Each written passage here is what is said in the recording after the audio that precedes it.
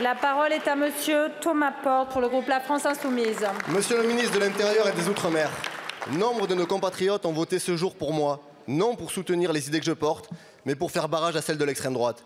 Voilà les mots prononcés par Emmanuel Macron au soir du second tour des élections présidentielles. Quel barrage! En réalité, il n'a jamais existé. Pire, il s'est transformé en marchepied, comme en témoigne cette tache brune que représentent les 89 députés du Rassemblement national que votre majorité a fait élire. Avec Jupiter, les prétendus dix sont transformés en pont. De la réhabilitation de Pétain à la loi sur le séparatisme, en passant par votre chasse du soi-disant islamo-gauchisme.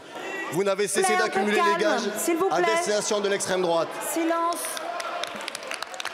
Un jeu dangereux alors que les violences de l'ultra-droite se multiplient partout dans le pays. Quand on souffle sur des braises ardentes, les conséquences peuvent devenir dramatiques. Le 19 mars dernier, monsieur le ministre, un joueur de rugby, Federico Martin Aramburu, a été assassiné en plein Paris par des militants d'extrême droite. Vous avez été silencieux. La semaine dernière, ce sont des royalistes d'Action française qui ont envahi la mairie de Stein et menacé son maire, Azine Taïbi. Là aussi, silence de votre part.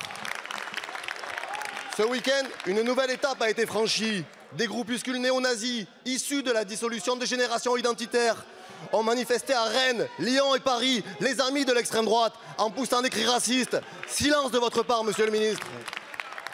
Où est le soi-disant rempart Emmanuel Macron? Un rempart de pacotille qui n'a rien trouvé de mieux que de se vautrer en Italie pour saluer la dirigeante fasciste Giuseppe Meloni. C'est une tâche pour notre République.